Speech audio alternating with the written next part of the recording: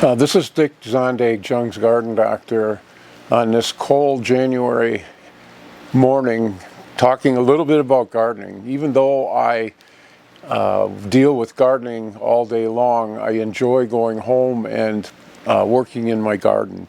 Gardening is a very pleasant hobby. You can see things growing, and it gives you good exercise, and it also gives you very good produce that saves you money and is better than the produce you get from a store, because once you harvest a vegetable in the garden, it starts going downhill. It's especially true with sweet corn and some of the other things, but just growing those growing those vegetables yourself really gives you a feeling of satisfaction. We're going to talk about planting though, and one of the things you should have when you're planting a garden is a good notebook. If you use a notebook, you can keep track of the varieties that you use, and if you put the packet on a stake and it blows away, you wonder, did I use Blue Lakes, Bush Bean, did I use Contender, did I use Annihilator? So writing down the varieties that you use in that notebook is very good, because then if it performs well for you, you know what to order next year, and if it doesn't perform for you, if you have problems, you can order something different. So, in planting a garden, what you want to do is group vegetables together. The things that are less hardy in one area, and the hardy vegetables like cabbage and cauliflower and kohlrabi, those things that you harvest either later in the summer or the fall, you group those together, so when the tender vegetables are done, you can take them out of the garden and either plant a green manure crop or work the garden up. So how far do you plant the rows apart?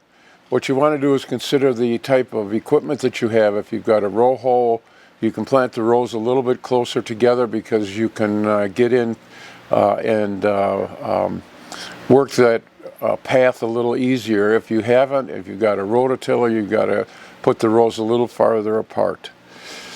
You want to plant the vegetables that will shade other vegetables in the back of the garden, especially if your rows are going east and west. So your sweet corn, your pole beans, your tomatoes, if you space them, should be towards the back of the garden, and your smaller things like your beans and carrots and radishes and things like that should be in the front of the garden.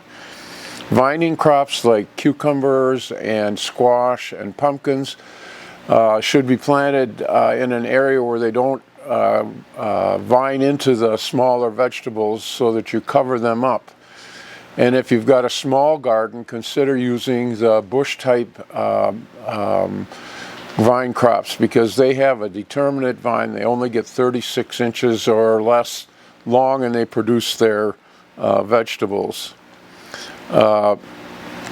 Plan an area for successive plantings, like vegetables like beans and radishes and lettuce. You want to plant some every 2 to 3 weeks, so that you have that produce throughout the summer.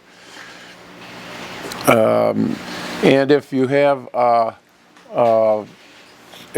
very hard soil, and we'll be talking about soils in a separate video, but you might want to consider square foot gardening, because that has a very organic soil, and the vegetables do very well. And there are certain vegetables that do well in a square foot garden versus in a garden that you plant in the ground. We talked about the notebook. Very good if you're starting vegetables indoors too, because if you have a greenhouse like we have here, I can tell you about how long it takes for a tomato or a pepper or an eggplant or cabbage or cauliflower, how long it takes to get from a seed to a plant that you put in the garden. But when you're growing them in a house, you have less humidity, less light, and so it may take a little bit longer. So that's another thing you want to put in your notebook. When you start your seeds, what conditions they have under them, and then when you plant them out, if they're too tall or leggy, you want to start them a little bit later, and if they're too small, you want to start them earlier. And this is something you can put in your notebook. If you're technologically savvy, would like to work on your computer, we have a program called the Garden Planner, and you can find it at the bottom of our homepage. It's just a field that's called Garden Planner. That particular software is very good at planting gardens. It keeps track of your garden from year to year. It tells you when you should be starting plants, how big of a row you should plant if you want a certain amount of vegetables. And you can also get a 7-day free trial of the software to try it out. And then if you like it, you can purchase the software. Again, that software is located at the bottom of the home page. It's called Garden Planner. So just click on that button and it will come up and you can start using it and see if it works for you.